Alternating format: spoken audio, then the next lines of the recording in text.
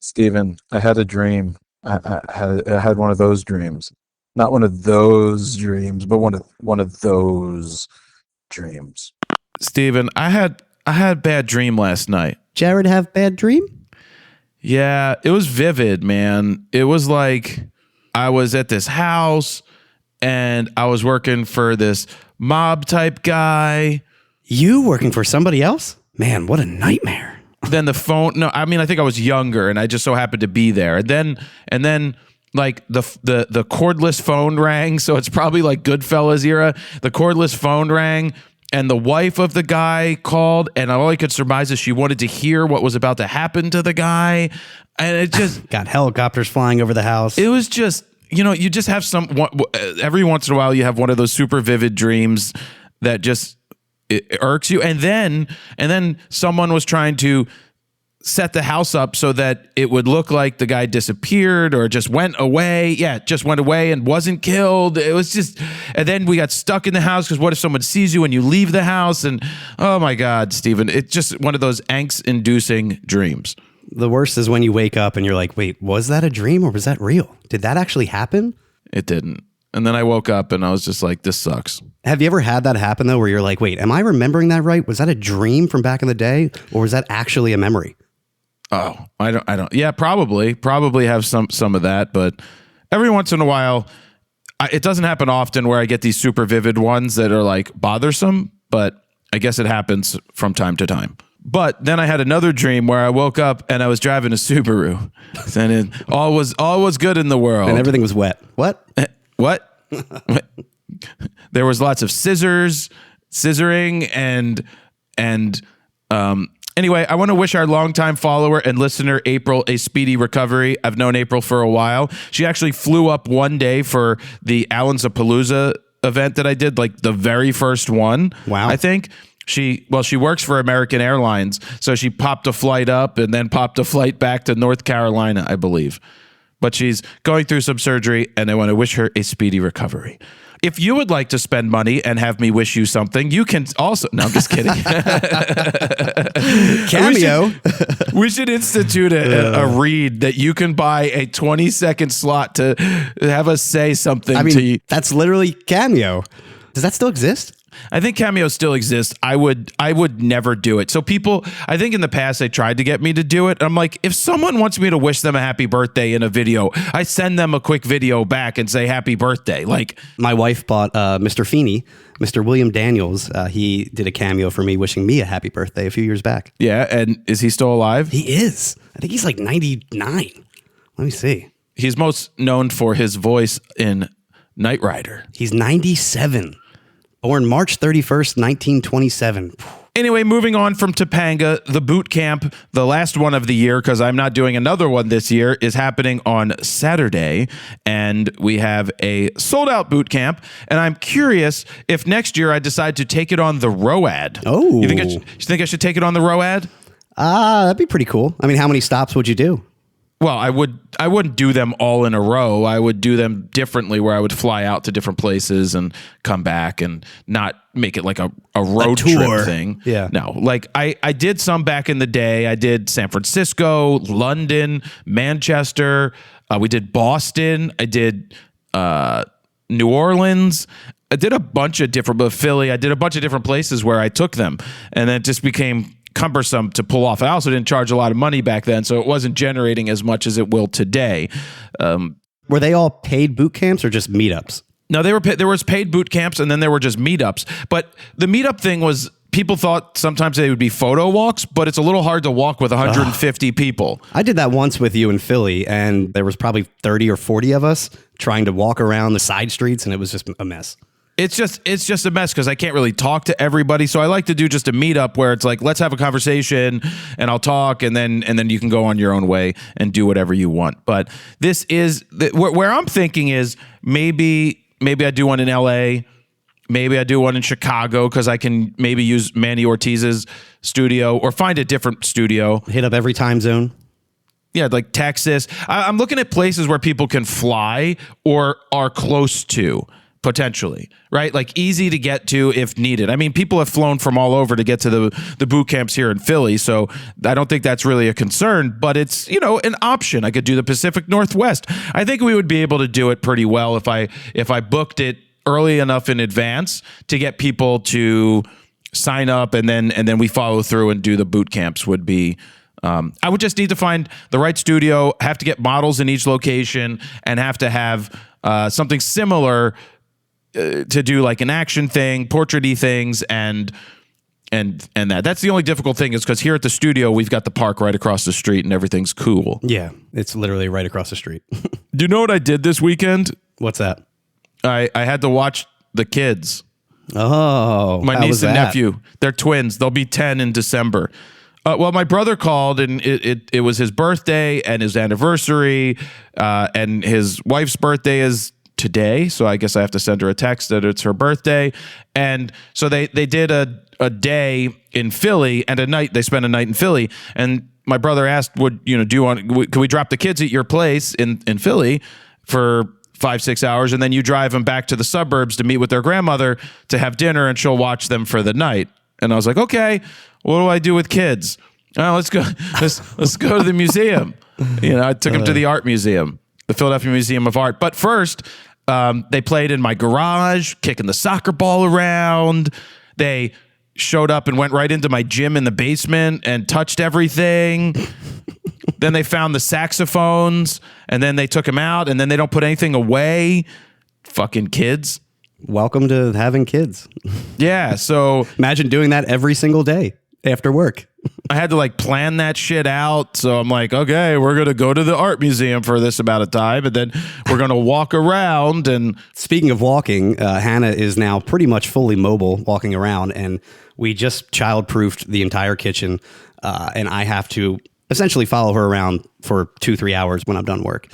And that is quite entertaining, let's just say that. She wants to touch everything, and my concern now is we're about to put up all of the Christmas decorations super early this year, and I don't know what we're going to do with the tree and all the ornaments and all the decorations in general. Put the baby fence around it. There's going to have to be a baby fence every 2 feet in my house. That's the amount of decorations we have. Then don't put up decorations. Yeah, I think it comes down to that this year, but we've got 2 Christmas trees, and we're going to have to probably nix one of them. Are you rich? You have 2 Christmas trees? How much is a Christmas tree? I bought it for 90% off at Home Depot 2 weeks after Christmas 2 years ago. So it was $80, Jared. I heard only rich people have 2 trees. Okay. Well, this guy's not rich. You know how much I get paid. It's not like I have multiple menorahs, Steven, or dreidels. Speaking of dreidels, Dan bought me a dreidel yesterday, a stuffed dreidel. Dan did? At Target, yes, at Target. He was at Target and he saw a dreidel and he was like, oh, I'm going to buy Jared some jewelry. Oh, Jewish things. Jared would love this. Yeah, Jared wants a dreidel. He's like, well, you could do a voice for it. Like a dreidel. Maybe come up with a name. I'm like, Dan, I already have Dickie the dreidel. Do you not pay attention? Dickie the dreidel. And Steve. It's almost time to bring out, Manny's over there on the, he's over there on the window. Oh, wait, what's that? Hi, Jared. It's Manny the Menorah. Do you know what I'm driving right now? A Subaru Forester. Why? Because I found a female that is also a dreidel, but she likes other dreidels. And she drives one and she's driving me around. That's right. He sounds just like Tally from South Park. No, he's not Jewish. So your kid's walking and all. That's exciting. Yeah, fully mobile now, and it's hard to keep her contained in the playpen / confinement area that we have her in right now. Don't you wish you had a basement that had nothing in it and you could just let her run around? So this house was supposed to have a basement, but we're on a water table. So they dug for a basement and immediately hit water like 3 feet below. So we can't have a basement here, and I'm running out of room. So I don't know. Maybe one day I'll do an addition on the house or something. But Time for a new house. I really need like a playroom. I just need one room dedicated to just toys, because without that basement, it's a little bit of an issue. New house time. New house time. Steven's going to be moving into multiple houses. I mean, the nice thing is I have the land. I have the area to add on to the house. But we do really love where we're at. We love the neighborhood. We love the neighbors. Well, that's good. Yeah. So Anyway, the kids were very excited to be hanging out with Uncle Jared. My niece doesn't call me Uncle Jared. She just calls me Jared. What? She refuses to call me. I am Uncle Jared to you. Show some respect. No, other people have more of it. It's Uncle Jared, and she just calls me Jared. I mean, she just has, like, she's ADD'd out of the wazoo. Her paying attention and stuff is very difficult. She did have, I gave her a camera a while back, so she brought it with her. And she wants to really learn how to shoot video, but I don't want her shooting video. I want her taking stills right now because all she'll want to do is she'll be like, my nephew was telling me that he was watching my videos, and she goes, "Did you like and subscribe?" Yeah, she goes, "Did you like and subscribe it?" Don't read the comments. Yeah, don't read the comments, little guy. So are you the funkle? The fun uncle? Yeah. Are you I'm the only uncle. Oh. Well, your sister-in-law has no brothers, no siblings. oh huh? wait, no. I mean, she does. I think she has twins. She has a brother and a sister. I don't know how often they see them. I have no so idea. You're not the only uncle. No, I guess not. But I'm probably the only one that they hang out Actually, with. see, yeah. Yeah. So the art museum was all right. Jace thought it was boring because it wasn't sports, but I took him up to the medieval floor where he got to see all the chainmail and all the 1500s and 1300s armory, which was pretty cool. He liked Yes. that. She liked the stuff. They liked when I showed them Van Gogh. They didn't care about Monet, but they learned about Van Gogh in school, so they liked it. And then we walked around more. Are they familiar with the Rocky Stairs? Yeah, so we did. We ran up the stairs. Okay. They wanted to run up they wanted to count them. So they ran up and counted them. And everything with them is a race because they're siblings and they're course. twins. So everything is like, I could do this better than you. I could go over there faster than you. I can run over and touch that chain. I can run over and touch the homeless person before you. You know, it's just... I can touch that needle before you... What? She's like, why is that guy laying there? I'm like, I don't know. He's tired. It's very sad. I'm like, nah, he's just laying there. I'm like, when Just you taking a want to nap. do? Quick nap. And she yelled at me from the back seat of the car because some zombie decided to just walk out into the middle of the street while I'm driving on a green light. Jesus. And I almost cursed. I didn't curse because the kids are in the car. I was like, what are you doing? You know, and she's like, they taught us in school you're supposed to be nice to everybody. I'm like, no, you're not. That is a lie. The guy almost caused an accident. So I will yell at the guy. There's times when you don't need to be nice. Yeah. It's like, not everything's to be nice. Speaking of curse words, I have to watch my mouth now, my language around Hannah, because she is like a parrot now.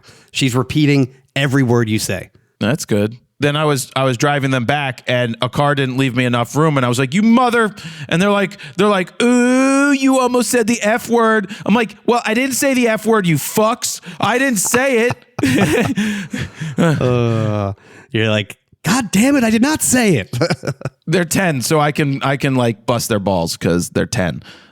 But it was a good day. They said that it was a lot of walking and they were really tired, so I did a good job. That is the best thing to do. Just tire them out.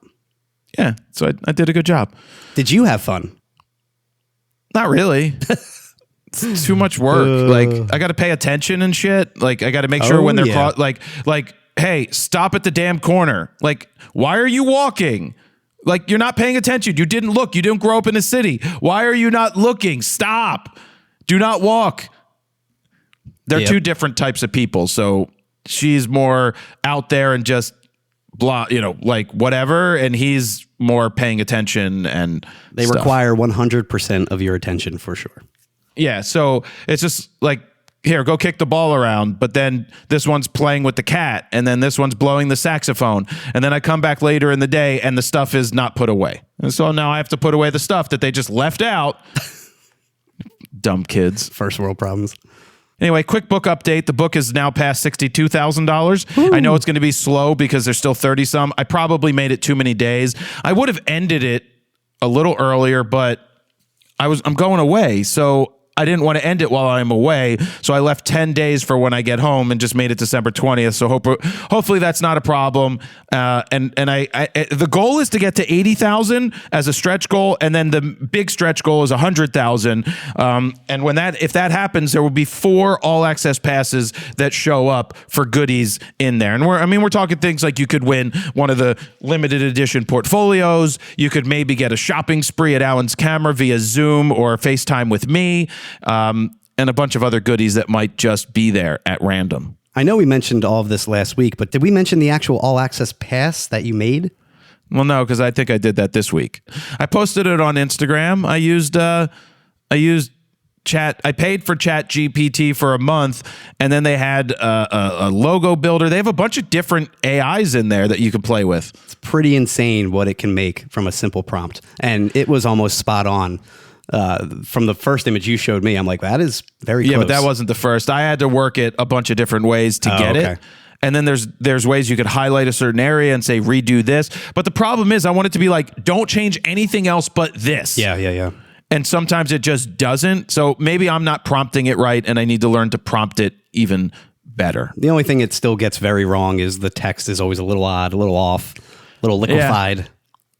But the good thing is I took it into Lightroom, threw some Skittles on it, printed it, made it go boom, and it looks really, really good. So real quick, I want to talk about this ship that I'm trying to photograph with my 4x5 in Philly. It's not like I didn't wait till the last minute or that it hasn't been sitting here for 28 years, but the SS United States is one of the longest ships ever made. It's 980 feet long, and it was one of the fastest ships built in 1950. It used 2 steam engines, or I don't know how many steam engines it had, but it had 2 stacks, and the Navy had something to do with it, so they don't know the exact speed, but it was faster than the Queen Mary or the Queen Elizabeth or whatever fucking boat the Queen rode on. And forever, and by ever, I mean 28 years, this boat has been docked down at Pier 82 in Philadelphia off of Delaware Avenue. And then they've been trying to save it and turn it into a museum and repaint it and turn it into a luxury ship to do something with.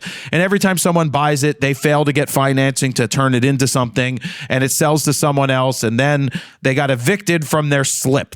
So maybe they weren't paying their money, but they had to sell the boat. I thought the landlord who owned the pier raised the rent or the docking fee to double or even triple what it was before, and they disputed them on that. And I think they ended up losing, and that's why they had to. What, are they going to put another dinghy in there, Steven? I don't know. I mean, this boat, for those that don't know what it looks like, it's essentially like a very rusty looking Titanic lookalike. It's actually 100 feet longer than the Titanic, so it's even bigger, but it is a massive boat that's just rotting away in the Delaware River. Yeah, so anytime you drive to IKEA down there, you look to the left or the right, depending on which way you're coming, and you're like, that's a big boat. So I went out there yesterday to see if I could get access to the pier, which didn't work out too well. The security guard did not like me. And I mean, he didn't not like me. He just said no. And he's like, you're going to have to find their information. And I reached out to them last minute to try and get access. Haven't heard from them, but I did go and I took the 4x5 out just to get the angles. And I went over to the chain link fence, the barbed wire fence, and I can shoot through it and get down low. What I don't like is that you have the old boat, but then you have a bunch of construction materials just floating around on the pier, just out of nowhere. And so I want to get inside. Yeah. No, I want to get inside so that I can find different angles and do a few things. So you essentially want to photograph this 1950s era ship with a 1940-ish era camera, correct? Yes, that is the correct. goal. Okay.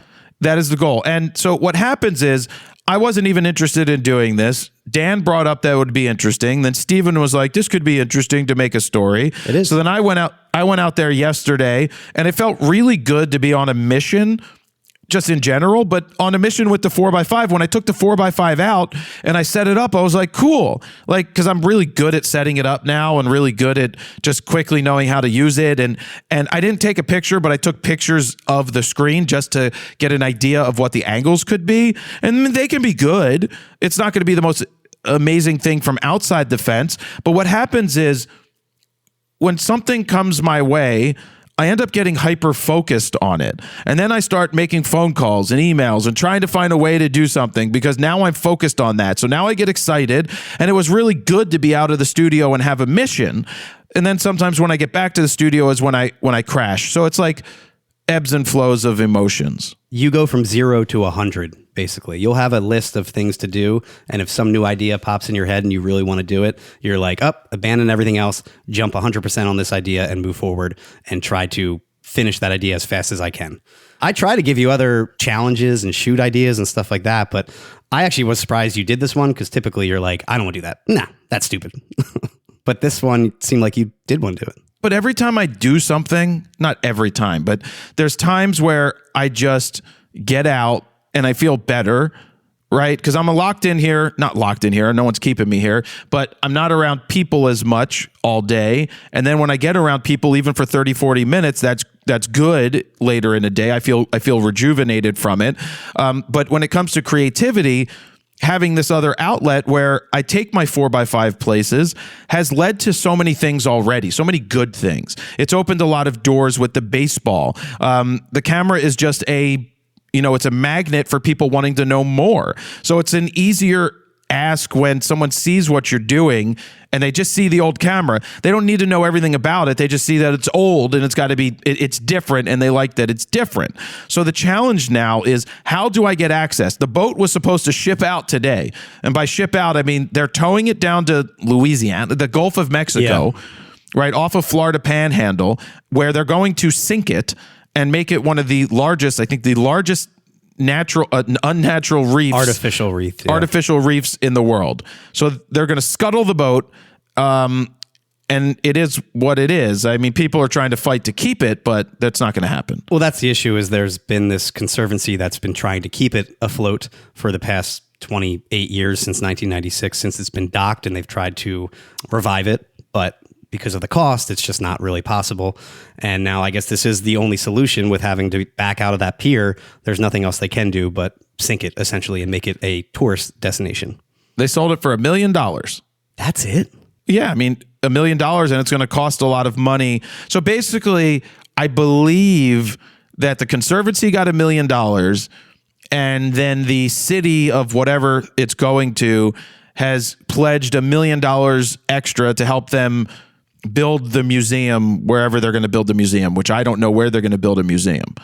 So that got me thinking. I was trying to get access as press, but why not try to get access? And since they're a 501c3 organization, tell them that I will do all the photography while it's still there, my way, with the 4x5, and donate the images to them so they can use them for their museum. However they want to use them, I don't want anything else. I just want the access to create the content so that we could, I can get the photos and then give them the photos to do what they want with for their conservancy. Which meant they're having a boat ride today over to Pier 82 that was $125, and I'm using that to talk to people. At least that's the hope, that the people that are in charge that could get me on the dock or on the pier for a couple of hours will be able to help me facilitate that before the ship sails away, which was supposed to be today, but they delayed it again. And so there could be an opportunity. I think it was supposed to be tomorrow morning when it actually... Well, they were starting to raise it up and move it today to get it out of the slip to then move it tomorrow. Yeah, exactly. I feel like it's a win-win for everybody involved. If you get access, you can get the photographs. I think everything's a win-win when I bring it up, Stephen. I'm like, how do you guys not see this? And then you can donate to the museum, and it'll be really unique images because, again, they're taken with a camera from that same era. And they can make them really big. Like, of course. They can blow them up. 4x5, yeah. Get big scans and make big prints from them, the size of the boat. I'm sure they have some nice photos over the years. I always think of like museums. Actually, I went to a Titanic museum in Tennessee, and they had like actual photographs blown up as like wallpaper in the background, and it almost looked like the full Titanic. So that was pretty cool. Yeah, the Titanic. Don't ruin the ending, Stephen. The spoiler alert, they all die. They all die. So anyway, I'm going to go do that today.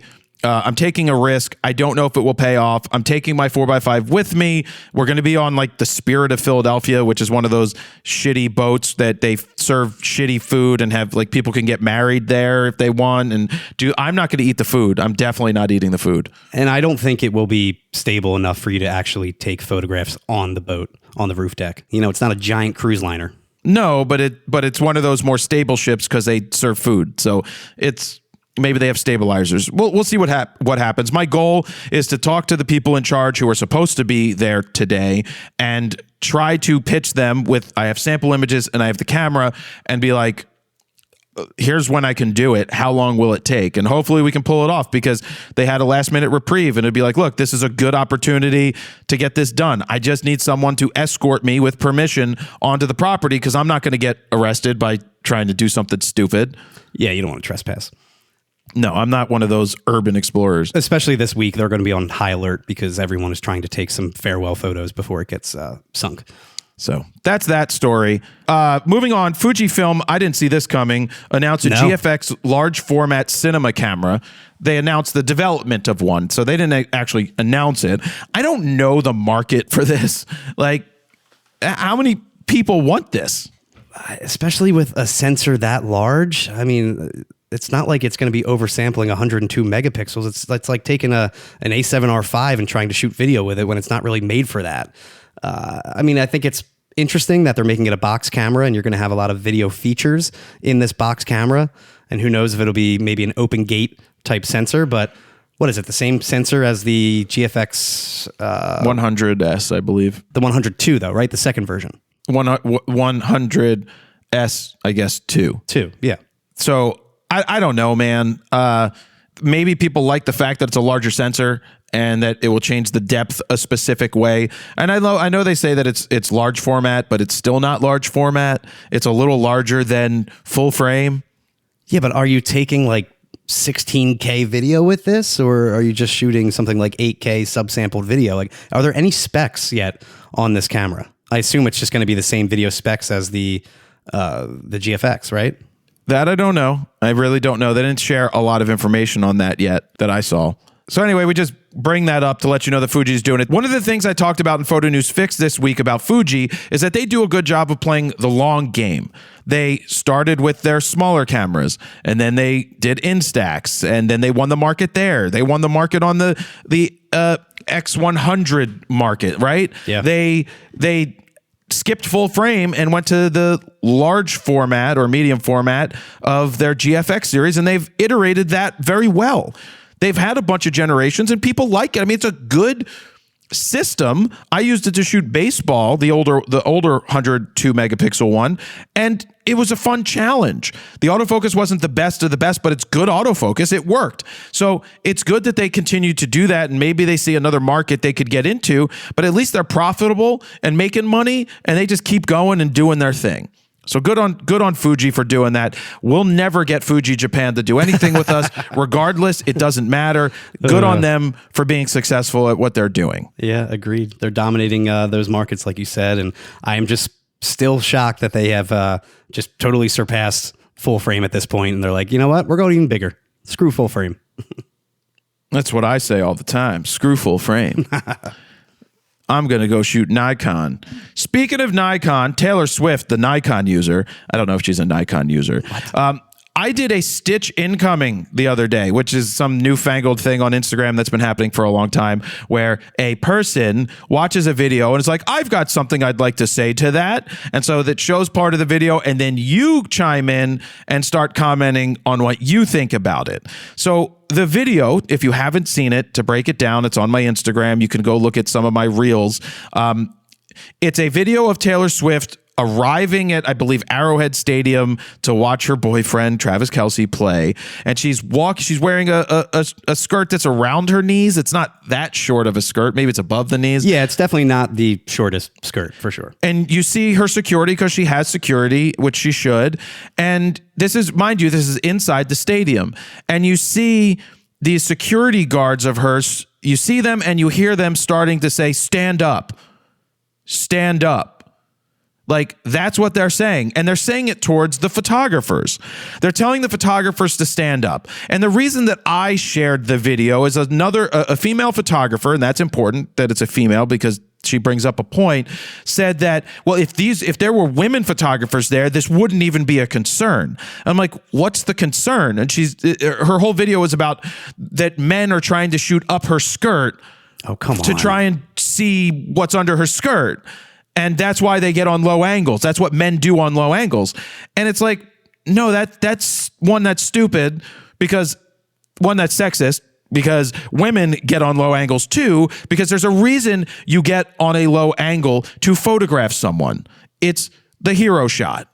Don't get me wrong, there are definitely scumbag paparazzos out 100%. there that will go for that up the skirt shot for sure, especially a high figure person like Taylor Swift. But clearly here, the photographer looked like they were just trying to get, like you said, a nice hero shot. Now, I also get the security's concern because she is coming down a ramp, so she's already above them a little bit, and then they're getting on their knees on top of that, and who knows, they don't know what they're seeing through the lens. Maybe they could see up the skirt, but like you said, it's not the shortest skirt. I don't think that's even really possible, and you can tell she was really keeping her knees tightly together to avoid that.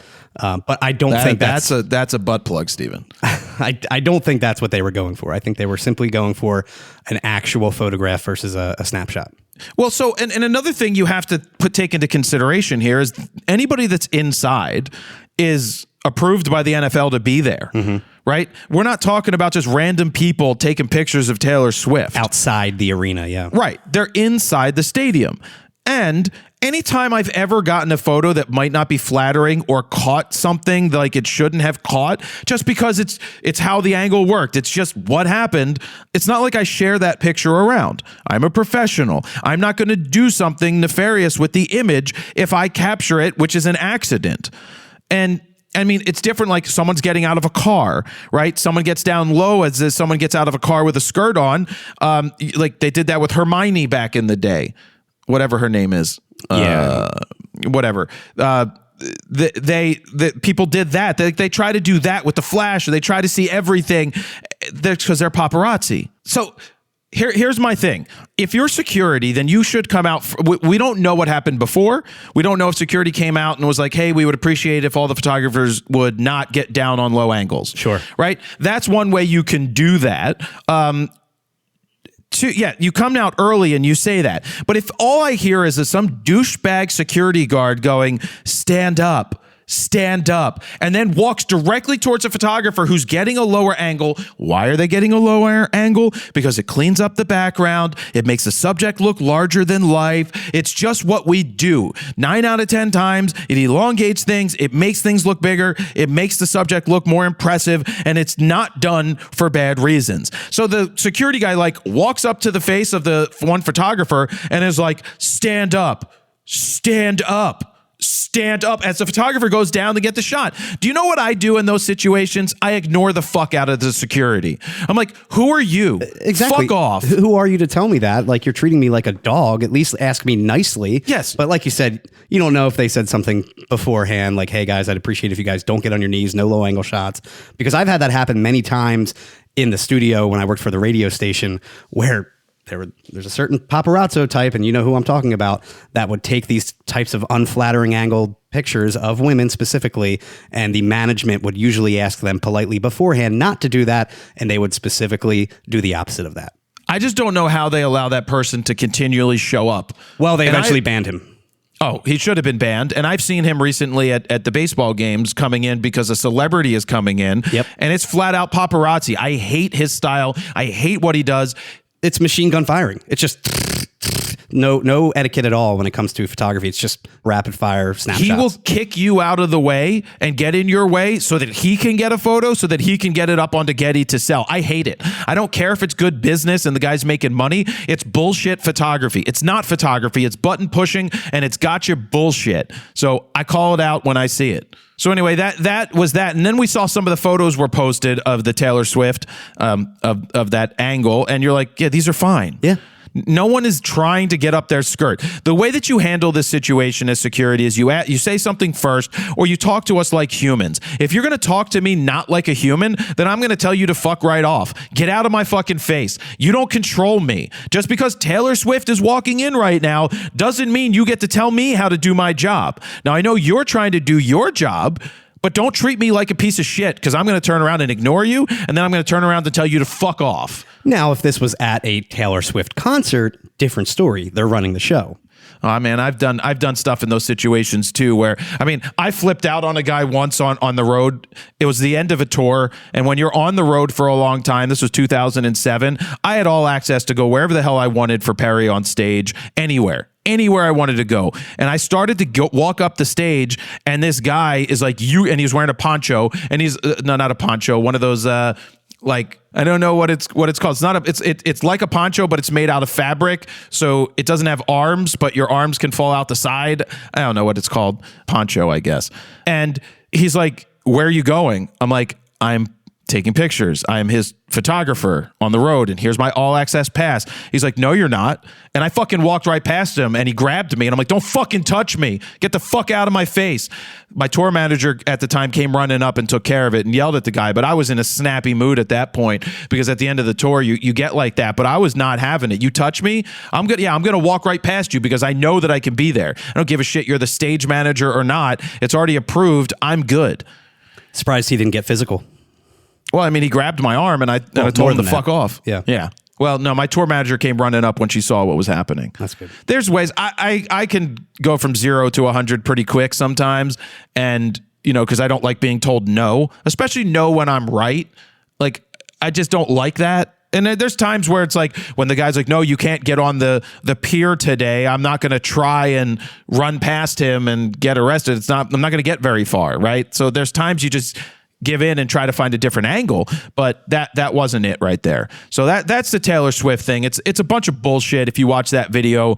What's crazy is that video has like a couple 100,000 views on my Instagram. You're like, gee, why can't I get that for a photography piece of content? But my own content, it has to be me talking about someone else's video. Well, pop culture, Taylor Swift. I know. She's huge. Yeah. But I didn't tag it Taylor Swift. I didn't put her in the thumbnail. Really? She's not in the thumbnail? Not in my thumbnail. I didn't use her as the thumbnail. So basically, when it starts, the video starts off instantly with the original video, which is Taylor Swift. So maybe that hooks people. And then I write Stitch incoming, or Stitch incocking, as it so happened to say yesterday when I posted on Tuesday. Somehow I misread or mistyped, or autocorrect fucked up when we were talking about the Sony teaser, because I did Stitch incoming for the teaser that Sony put out on Tuesday, which we're going to talk about right now. Sony put out a teaser for their upcoming announcement on Tuesday at 9 a.m. This is Tuesday the 19th for the A12. Ooh. They gave us the name a week early. Have they ever done this before? They've probably done. I don't know. We know that Nikon has done it before. And Canon has teased things, but I don't recall Sony doing that. All they gave us was the name. I've got a name. And I've mentioned this before. I really did think that we were done with gear for the end of the year. And then we had Canon come out with these pro high-end lenses. And then we had the Z52. And now we have an A12. And then it looks like Sony Alpha Rumors is also saying a lens, a 28-70 f2 on top of that. Which I want to point out once again, they've been saying was a 24-70 f2 for over a year. Yes. They've been saying. And now all of a sudden it's a 28-70. So this is, again, it tells you what to think about rumors, is that they get the shit wrong. And I guarantee you people will be upset that it's a 28 and not a 24 and be like, oh, they should have made it that, all because of the rumor site got it wrong. There's pictures of the lens on Sony Alpha Rumors, and it's hard to say like if it's just as big as the Canon or if it's smaller. I know Sony tends to go smaller and lighter, so I'm really curious if they made it that much smaller than a Canon. That's because they're Asians. They're usually smaller. Small arms. Yes, small arms. Have you ever seen is there an Asian bodybuilder? I'm sure there are. Yeah, probably not natural though. Probably not natural. Well, there's not much to say about the A12 because they didn't give us any information about it. What I can say is we'll probably have a video on Tuesday about the A12. And that's all we can say. That is all we can say. Because we have to wait till you guys hear everything, and then we get to hear everything, and then we can put a video out. That's how we kind of used to do everything back in the day, is we would have to wait till an announcement and then run back to our room and then like put out a video preview. It's almost a year to the day. Sony announced the A9 III, and we did that exact thing. We found out with everybody else during the public announcement, the live stream, and we ran out to the next room and tried to film a quick preview and edit it on the spot. And this one, I think this will be the same thing. And the A1, the original A1, remember we didn't know about that until everybody else found out. Well, it showed up on our... Oh, yeah, they announced it. Then we got it a few hours later, right? Or something? Yes, and then it showed up... No, and then it showed up the next day in a Pelican case with a whole bunch of number ones. And by the way, I did meet the person that put those boxes together with all the number ones. Oh, man. I met the person at Sony who did that, and I had something to say to her about all that, because we still find ones to this day, even though we've moved studios. Every once in a while, a foil one shows up in a crevice somewhere, and you're like, oh, yeah. I'm pretty sure I got a bunch in my bag at the bottom of the bag somewhere hanging around. Yeah. So it's going to be interesting. What are the rumored specs that Sony Alpha Rumors is rumoring? It looks like they switched the specs and updated them since the initial run of specs. I think initially they were saying it wasn't going to have a new body, stuff like that. Now they're saying same A93 body, which I assume was going to be the case. Once Sony introduces a new body, they follow suit with the next generation of the flagship or whatever next camera is coming out, next pro camera. Yep. They're saying same 50 megapixel A1 sensor, which makes sense because they typically go 2 generations for these high-end cameras until they introduce a new sensor. Pre-capture, like the A93, 3.2-inch vari-angle screen. Now, this is interesting because they just list vari-angle screen, but then when you look at the leaked pictures, it looks to be the same 4-axis screen that tilts and does vari-angle. 8 stops of stabilization, just like the A93, 30 frames per second, like the A1, 8K 30, like the A1. Now, so I assume the frame rate and video is going to be exactly the same if it's the same sensor as the A1. Yeah, I mean, I don't think they're changing very much, Steven. And then AI chip from the A93. All this stuff is kind of a given, in my opinion. I'm curious if there's something that we don't know about, some kind of major spec, because it's the flagship. I still didn't think that an A12 was coming for whatever reason. I just thought they would adapt the 61 megapixel thing and have a high frame rate, high megapixel one. Well, that was the rub, though, was that people wanted the high resolution A1 sensor, but they also wanted the speed and the global shutter from the A93. And it's which one do you go with? And now it seems like they're pretty much updating the A1 with a lot of the updated specs from the A93, like the pre-capture. Well, I always said it. I always said that an A12 needs to have just be an A93. Right? Pre-shooting. The AI chip was a big thing because the autofocus was drastically changed in the A93 along with the A7R5. I think the biggest thing here is going to be how much is it and how does it compare to Canon, right? So Sony has called the A1 original as their flagship, so I would assume that the A12 is also going to be coined a flagship. And it's interesting because Canon's R1 is their flagship, and that's 24 megapixels, and that aligns more with the A93 than an A12. And an A12, based off of these rumored specs, is probably similar to an R5 Mark II, which is a lot less expensive than what the rumored price of the A12 is going to be. And a Z8. Oh, and I always forget about Nikon. Like, what's Nikon doing? Do you think they have a Z9 II coming anytime soon? And who's going to buy a Z9 II? Because people will be like, well, are they just going to come out with a Z8 II that's the exact same camera? That's true. Now, the A1 is still listed for $6,500. I don't know if that's ever come down in price since it came out 4 years ago. Right now, it's a do not buy. Oh, of course. The question is, will this now be $7,000 to really, justify that purchase over the A93, or will it remain at $6,500 or even less than $6,500 this time around? Well, it should be in the $4,000 price range if you're comparing it to the Z8 and the R5 Mark II, because the specs are very similar.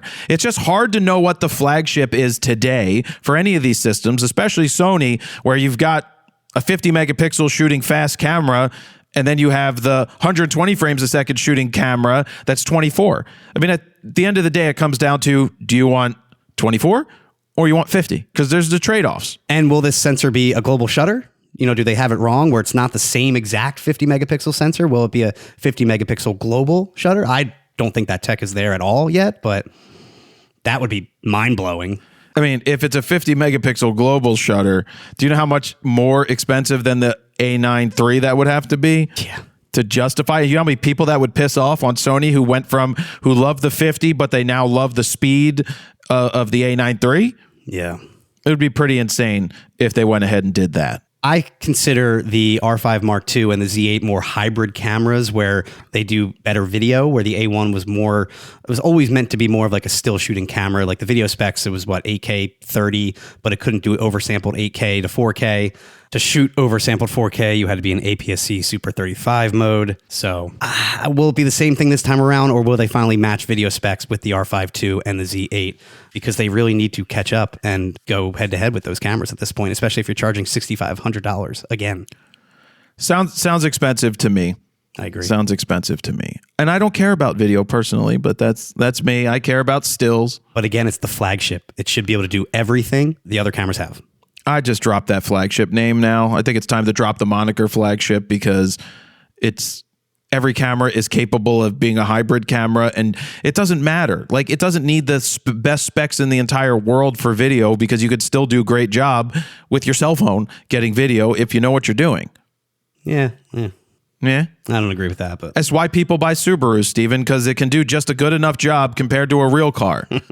So at the end of the day, we don't know what's happening until Tuesday, the 19th at 9 a.m. That's when Sony's going to have an announcement, and that's when we'll be able to tell you what we think when we find out what it is, and we can share it with you, which means on the next RAWtalk, we will talk raw about the A12 when we know more about what it is. exciting. So exciting. End of the year. And I'm getting ready to go to, with an A12 being announced, right? The name of it. And I'm going to Kenya again. And I'm taking the R1, which is a flagship. It throws a monkey wrench into what I want to take. Because Do you think they'll give us an A12 in time for Africa? yeah, we got an A9 III for Africa, so I don't right, see why yeah. I wouldn't get one of these. The rub is I want to enjoy my trip. I want to enjoy making video, taking photos. You don't want to go overboard. Yeah. I don't want to go overboard, but then again, I'm doing something really cool, and it can be a flagship challenge. R1 versus A12 in Kenya on Safari, but then I'm like, but those cameras don't align, but the R5 II does. Yeah. Right? And the A9 III does. So do I need all four of these bodies? It makes way more sense to compare it to the R5 Mark II spec for spec based on what's rumored right now. Like, what do I do? And that's the problem is, like, I don't want to overcomplicate everything, but I'm also going with a bunch of friends, and they're going to be flying with me. So I plan on taking a 400-2.8 Canon, a 400-2.8 Sony, a 100-300 Canon, a 300-2.8 Sony, which is a hell of a lot smaller than the Canon version, and I plan on having an R5 II, an R1, an A1 II, an A9 III. I'm going to put probably a couple of R3s in the bag because my friends are going to be shooting. Oh, man. I've been teaching them. That's so much gear. I know. I've been teaching them so I can spread it across multiple bags. And also, if I'm not using... I got to take lenses for them too. But, That's my point, yeah. Well, I have the 200 to 800 and I have a 100 to 500. So those are good for Safari. And they're smaller, I should say. Yeah. But I set the camera to auto ISO for them and just set the shutter speed fast and just leave the aperture where it is and just say shoot. Can't wait till you bring out all that gear and they just use their phones. No, that's why they're learning gear is they're not using their phone. Yeah. They're not allowed to use their phone. They've been told. You're going to do a lot of yelling that trip. You're not going to sit in a vehicle with me and use your phone. You're not going all the way on a safari to use your phone and take shitty pictures to share with your friends. Not allowed. You're going to be walking back to the camp if that's the case. But I just want to upload it to Instagram. Why can't I just want to post it on Facebook. How do I get it on my phone? Look, it's a really terrible picture, but... You should set them up, by the way, with the Canon Connect app or whatever, the Sony Edge app. Nope. Doesn't need to transfer instantly. We'll transfer at the end of the day. I'll do all the file saving. Even better, they're going to take a picture of the picture on the back of the camera and then post that. I do that sometimes from the road. So that's okay, but taking the picture with the phone is not okay? Yes. Okay. Like, hey guys, look what I did. I'll have more on this later. I can do that because people care about me, Steven. I was going to say, they don't care about these other people. Not for them. No, they shouldn't be doing it. No one cares about them. So no one cares about seeing their content instantly. And no one cares about seeing mine instantly either because they'd see it when they see it. So that's it, guys. This is 127. Anything you want to say, Steven? That is it. Like you said, next week we will have more news on the A12. That's all I got. I got to go get ready to get on a boat. Boats and hose. Boats and hose. I doubt there's going to be a lot of hose on this boat. I'm doubting it. I don't know the conservancy type people that are into trying to save shit and get all in. I'm not one of those types. Prestige worldwide. I'm just somebody who, I'm an opportunist.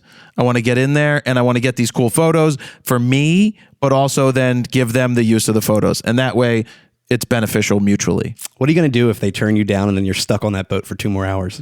I'll try to take pictures of the boat when we get close to it. I just hope they let you take the gear onto the boat. I paid my money to get on the boat. I can take pictures, and if they're whatever, I'm not gonna. There's no FAQ section, right, about like what you can and can't bring on, or they're pretty lackluster in their organization. I've come to realize. Yeah. So I'm taking a shot. Right? I'm taking a shot. I'm paying the money, and I wonder if people aren't even going to go on the boat because it was supposed to leave today, and I didn't think that, even though there were no refunds. Whatever. Anyway, let's get out of here. All right. Have fun on your boat ride. Yeah, and then I got to come back and have lunch, and then focus on boot campy stuff and traveling. So, all right, guys, thank you very much for listening. Jared, PolinFronosphoto.com. See ya. Bye.